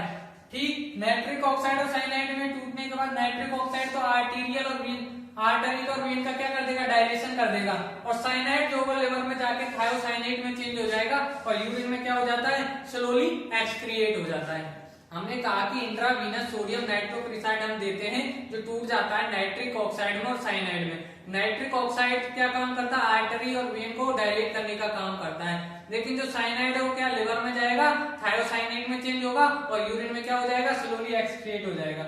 ड्रग ऑफ चॉइस होती है सोडियम नाइट्रोक्लोराइड का कौन सी कंडीशन में? हाइपरटेंसिव क्राइसिस में। हाइपरटेंसिव क्राइसिस में ड्रग ऑफ चॉइस क्या है? Sodium nitrochloride drug of choice होती है हाइपरटेंसिव क्राइसिस में, ध्यान रखना है। ठीक है, हाइपरटेंसिव क्राइसिस में ड्रग ऑफ चॉइस क्या होता है? सोडियम नाइट्रोक्लोराइड में। अगेन रिपीट कर रहा हूं, sodium nitrochloride drug of choice होती है हाइपरटेंसिव क्राइसिस में। ये also use, sodium nitrochloride use होता है इंप्रूव करने में कार्डियक आउटपुट इन sewer CCF. Congestive cardiac failure के केस में कार्डियक आउटपुट को इंप्रूव करना है तो किसका यूज किया जाता है? सोडियम नाइट्रोक्लोराइड का यूज किया जाता है। नेक्स्ट हम बात करते हैं सोडियम नाइट्रोक्लोराइड जनरेट करता है, इसकी मैकेनिज्म ऑफ एक्शन देखते हैं। ये जनरेट करता है नाइट्रिक ऑक्साइड, हाइट में जाएगा, ये वेनोडाइलेशन करा देगा, जिससे क्या ब्लड जो होगा कूलिंग होगी, कहाँ पे, वेन्स में भरेगा। ब्लड की जब वेन डायलेट हो गई तो ब्लड कहाँ जाएगा, वेन्स में जाएगा, वीनस रिटर्न कम हो जाएगा, जिससे प्रीलोड कम हो जाएगा, कार्डियक आउटपुट कम हो जाएगा, ब्लड प्रेशर कम हो जाएगा। क्या कहा, वेन जो थी वो डायलेट हो गई, वेन डायलेट होने से क्या होगा, ब्लड की कूलिंग होगी, कहाँ पे, वेन्स में, तो वीनस रिटर्न कम हो गया, वीनस रिटर्न कम होने से प्रीलोड कम हो गया, जिससे कार्डियक आउटपुट कम हो गया और ब्लड प्रेशर कम हो गया। आर्टरी डायलेट होंगी तो क्या होगा, पीवीआर पेरिफेरल वेस्कुलर रेजिस्टेंस कम हो जाएगा, आफ्टर लोड कम हो जाएगा, और आफ्टर लोड कम हो जाएगा तो ब्लड प्रेशर कम हो जाएगा।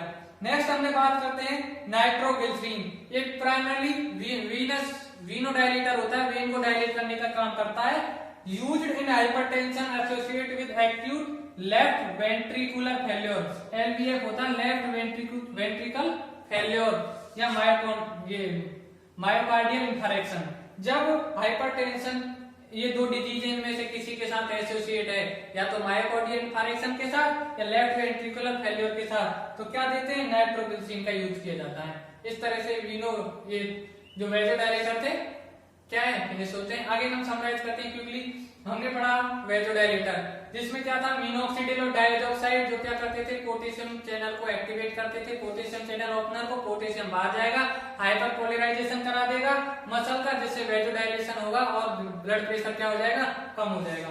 मिनोक्सिडिल क्या था, पावरफुल आर्टीरियल डायलेटर था, हाइपरटेंसिव केसेस में यूज होता था dioxide, but drug of choice क्या थी, सोडियम नाइट्रोक्लोराइड। इसके बाद हमने क्या पढ़ा, हाइड्रोलाइसिस जो डायरेक्ट एक्ट करता है आर्टीरियल आर्टरी के और उनको डायलेट कर देगा। सोडियम नाइट्रोक्लोराइड में हमने पढ़ा था कि ये यूज होता है किसके लिए, हाइपरटेंसिव क्राइसिस के लिए, और सीवर कंजेस्टिव फेल्योर में क्या करेगा, कार्डियक आउटपुट को इंप्रूव कर देगा। फिर हमने पढ़ा था नाइट्रोग्लिसरीन, नाइट्रोग्लिसरीन क्या करता है, ये वेन को डायलेट करता है, और हाइपरटेंशन यदि एसोसिएट है मायोकार्डियल इंफारेक्शन से या एलवीएफ से, तो इसका यूज किया जाता है। हाँ तो फ्रेंड्स, हम पढ़ रहे थे anti hypertensive drug. Anti hypertensive drug में अब हम आगे पढ़ने वाले हैं कि commonly used drug for hypertension associated with following condition. Hypertension में यदि ये कंडीशन जो फॉलोइंग कंडीशन है वो एसोसिएट होती है तो कौन कौन सी ड्रग हम देंगे। जैसे हाइपरटेंशन के साथ यदि एंजाइना या पोस्ट मायोकार्डियल इंफारेक्शन है तो कौन सी ड्रग देंगे, बीटा ब्लॉकर देते हैं। यदि हाइपरटेंशन वाले पेशेंट को एंजाइना भी है या एमआई भी है, पोस्ट एमआई, तो कौन सी ड्रग दी जाती है, बीटा ब्लॉकर ड्रग देते हैं।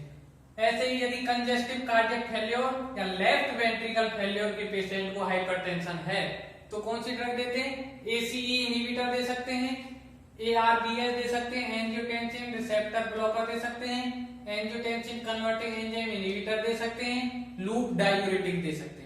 किसके पेशेंट को, यदि सीसीएफ कंजेस्टिव हार्ट फेल्योर के पेशेंट को हाइपरटेंशन है तो हम एसीई इनहिबिटर दे सकते हैं, एंजियोटेंसिन रिसेप्टर ब्लॉकर दे सकते हैं, लूप डायूरेटिक दे सकते हैं। Diabetic mellitus, DM diabetic mellitus और डायबिटिक नेफ्रोपैथी के पेशेंट में यदि हाइपरटेंशन है, डायबिटिक मेलिटस या डायबिटिक नेफ्रोपैथी के पेशेंट को हाइपरटेंशन है तो कौन सी ड्रग देंगे, एसीई इनहिबिटर देंगे, एआरबीएस देते हैं, एंजियोटेंसिन रिसेप्टर ब्लॉकर, और कैल्शियम चैनल ब्लॉकर देते हैं। ठीक है, calcium channel blocker, ARBs, ACE inhibitor देते हैं यदि डायबिटीज मेलिटस के पेशेंट को क्या है, हाइपरटेंशन है। अगेन ब्रोंकियल अस्थमा या सीओपीडी के पेशेंट को यदि हाइपरटेंशन है, ठीक, chronic obstructive pulmonary disease, COPD होता है क्रोनिक ऑब्स्ट्रक्टिव पल्मोनरी डिजीज या ब्रोंकियल अस्थमा के पेशेंट को हाइपरटेंशन है तो कौन सी ड्रग देते हैं, कैल्शियम चैनल ब्लॉकर दिया जाता है, कैल्शियम चैनल ब्लॉकर देते हैं। नेक्स्ट हाइपरटेंसिव इमरजेंसी है, हाइपरटेंसिव इमरजेंसी है तो कौन सी ड्रग दी जाएगी, सोडियम नाइट्रोक्लोराइड देते हैं, लेबीटालॉल देते हैं, एनजी4 नाइट्रोग्लिसरीन देते हैं। तीन ड्रग देते हैं हाइपरटेंसिव केसेस में, सोडियम नाइट्रोक्लोराइड, लेबीटालॉल और नाइट्रोग्लिसरीन दी जाती है। ठीक है, BPH benign prostatic hypertrophy, benign prostatic BPH होता है benign prostatic hyperplasia, benign prostatic hyperplasia. Benign prostatic hyperplasia जो होता है बीपीएच, इसमें क्या देते हैं, बीपीएच में देते हैं सेलेक्टिव अल्फा 1 ब्लॉकर। क्या देते हैं, सेलेक्टिव अल्फा 1 ब्लॉकर बीपीएच में। ठीक है, प्रेगनेंसी में कौन कौन सी ड्रग दी जाती है, प्रेगनेंसी में यदि हाइपरटेंशन हो गई, प्रेगनेंसी में यदि हाइपरटेंशन हो गई प्रेगनेंसी के दौरान, तो हम ड्रग कौन कौन सी देंगे, हाइड्रालेजिन, निफेडिपाइन, लेविटालॉल और मेथाइल डोपा, 4 ड्रग देते हैं। ठीक है, कौन कौन सी ड्रग देते हैं, हाइड्रालेजिन देते हैं, निफेडिपाइन देते हैं, लेविटालॉल देते हैं और मेथाइल डोपा देते हैं। अब इनको याद कैसे करें, प्रेगनेंसी में जो हाइपरटेंशन है प्रेगनेंसी के दौरान, तो उनकी जो ड्रग्स हैं उनको याद करने की ट्रिक है हर न्यू लैब मेथड, हर न्यू लैब मेथड। हर में H4 हाइड्रालेजिन, N4 निफेडिपाइन, लैब से लेविटालॉल और मी से मिथाइल डोपा। ठीक है, हर न्यू लैब मेथड, उसका न्यू लैब मेथड, हर न्यू लैब मेथड से H4 हाइड्रालेजिन, N4 निफेडिपाइन, लैब4 लेविटालॉल और मी4 मिथाइल डोपा देते हैं यदि प्रेगनेंसी के दौरान हाइपरटेंशन है। आगे मैं रिपीट कर रहा हूं ब्रीफली। हमने क्या कहा कि यदि हाइपरटेंशन में एसोसिएटेड एंजाइना से तो बीटा ब्लॉकर दी जाएगा। सीसीएफ के पेशेंट में यदि हाइपरटेंशन है तो क्या देते हैं, एसीई इनहिबिटर देते हैं, एआरबीएस देते हैं, लूप डायबिटिक्स देते हैं। डायबिटिक मेलिटस या डायबिटिक नेफ्रोपैथी के पेशेंट में हाइपरटेंशन है तो एसीई इनहिबिटर देंगे, एआरबीएस देते हैं और कैल्शियम चैनल ब्लॉकर देते हैं। ब्रोंकियल अस्थमा या सीओपीडी के पेशेंट में यदि हाइपरटेंशन है तो कैल्शियम चैनल ब्लॉकर दिया जाता है। हाइपरटेंसिव इमरजेंसी है तो सोडियम नाइट्रोक्लोराइड देते हैं, लेविटालॉल देते हैं, नाइट्रोबिल्ट्रीन देते हैं। बीपीएच के पेशेंट में यदि हाइपरटेंशन है तो सेलेक्टिव अल्फा 1 ब्लॉकर दिया जाता है। प्रेगनेंसी में 4 ड्रग देते हैं, यदि प्रेगनेंसी के दौरान हाइपरटेंशन है तो 4 ड्रग देंगे, जिसको याद करेंगे हर new lab method, H4 hydralazine, new से निफेडिपाइन, लैब से लेविटालॉल और मी से मिथाइल डोपा। हाँ तो फ्रेंड्स, हम पढ़ रहे थे anti hypertensive drug. Anti hypertensive drug में हम पढ़ने जा रहे हैं drugs to be avoided in specific condition. ऐसी ड्रग्स पढ़ेंगे जो हम स्पेसिफिक कंडीशन में नहीं देनी चाहिए, उनसे बचना चाहिए, जैसे कि ब्रोंकियल अस्थमा या COPD, chronic obstructive pulmonary disease में नॉन सेलेक्टिव बीटा ब्लॉकर जो होते हैं, बीटा ब्लॉकर नहीं दिए जाते हैं ब्रोंकियल अस्थमा में। ब्रोंकियल अस्थमा में क्या नहीं दी जाती है, बीटा ब्लॉकर नहीं दिए जाते हैं। पेरिफेरल वेस्कुलर डिजीज में भी बीटा ब्लॉकर ड्रग नहीं दी जाती है और डायबिटीज मेलिटस में बीटा ब्लॉकर नहीं दिए जाते। हमने क्या कहा कि स्पेशल कंडीशन है जहां पे बीटा ब्लॉकर नहीं दिए जाते, नॉन सेलेक्टिव बीटा ब्लॉकर, कहां पे, डायबिटीज मेलिटस में, ब्रोंकियल अस्थमा या सीओपीडी में और पेरिफेरल वेस्कुलर डिजीज। अब हम बात करते हैं गाउट। गाउट में हम थियाजाइड ड्रग नहीं देते हैं। गाउट में कौन सी ड्रग नहीं दी जाती है, थियाजाइड ड्रग नहीं दी जाती है। हाइपरलिपिडीमिया है तो हाइपरलिपिडीमिया में क्या नहीं देते, थियाजाइड और बीटा ब्लॉकर नहीं दिया जाता। यदि लिपिड का लेवल बढ़ गया है, हाइपरलिपिडीमिया की कंडीशन है, तो कौन सी ड्रग नहीं देंगे, थियाजाइड नहीं देंगे, बीटा ब्लॉकर नहीं दिए जाते हैं। सेक्सुअली एक्टिव मेल है तो उसमें अल्फा ब्लॉकर और डायूरेटिक्स नहीं दिए जाते। सेक्सुअली एक्टिव मेल में कौन सी ड्रग नहीं दी जाती है, अल्फा ब्लॉकर नहीं दिए जाते और डायूरेटिक्स नहीं दिए जाते, मतलब बचना चाहिए इन ड्रग्स से। Anti hypertensive drug safe in pregnancy. Pregnancy में कौन सी एंटी हाइपरटेंसिव ड्रग है, पहले हमने पढ़ लिया है, इसको और स्टडी कर लिया है। आगे एक और ट्रिक है, इस प्रेगनेंसी के दौरान कौन कौन सी एंटी हाइपरटेंसिव ड्रग है। इसमें ट्रिक क्या है, better mother care during hypertensive pregnancy. वो कह रहा है कि बेटर मदर केयर होनी चाहिए ड्यूरिंग हाइपरटेंसिव प्रेगनेंसी। यदि हाइपरटेंसिव प्रेगनेंसी है तो बेटर मदर केयर होनी चाहिए, better mother care during hypertensive pregnancy. Better में B4 आएगा, beta blocker, beta plus alpha blocker labetalol, mother में M4 आ जाएगा मिथाइल डोपा, C4 आ जाएगा क्लोनिडीन, D4 आ जाएगा डाइहाइड्रोप्रीडीन, H4 आ जाएगा हाइड्रालेजिन, H4 क्या आ जाएगा हाइड्रालेजिन, P4 क्या आ जाएगा प्राजोसिन। ठीक है, ये ड्रग क्या है प्रेगनेंसी के दौरान सेफ होती है। ट्रिक क्या थी, better mother care during hypertensive pregnancy. B4 beta plus alpha blocker labetalol देते हैं, मिथाइल डोपा देते हैं, C4 क्लोनिडीन देते हैं, D4 डाइहाइड्रोप्रीडीन देते हैं, H4 हाइड्रालेजिन देते हैं और P4 प्राजोसिन देते हैं। आगे समराइज करते हैं, drugs to be avoided in specific condition. Beta blocker नहीं देते, ब्रोंकियल में नहीं देते, और क्या नहीं देते, पेरिफेरल वेस्कुलर डिजीज में नहीं देते, डायबिटीज मेलिटस में नहीं देते। गाउट में थियाजाइड नहीं दी जाती है, और हाइपरलिपिडीमिया में क्या नहीं देते, थियाजाइड और बीटा ब्लॉकर नहीं दिए जाते। फिर सेक्सुअली एक्टिव मेल है तो उसमें अल्फा ब्लॉकर और डायूरेटिक्स नहीं देते हैं। फिर हमने कहा कि प्रेगनेंसी में कौन कौन सी एंटी हाइपरटेंसिव ड्रग सेफ होती हैं, तो उसकी ट्रिक थी better mother care during hypertensive pregnancy. B से आ जाएगा beta blocker, beta plus alpha blocker labetalol, M से आ जाएगा मेथाइलोपा, सी से आ जाएगा क्लोनिडीन, डी से आ जाएगा डायड्रोप्रीडीन, पी से आ जाएगा प्राजोसिन और एस से आ जाएगा हाइड्रोलिसिन। इस तरीके से एंटी हाइपरटेंसिव जो ड्रग का ये लेक्चर है ये कंप्लीट होता है। आशा करता हूँ आपको क्या है समझ आया होगा। Please like share and subscribe my YouTube channel Medcom study. Bell icon दबाना न भूलें। Thank you for watching.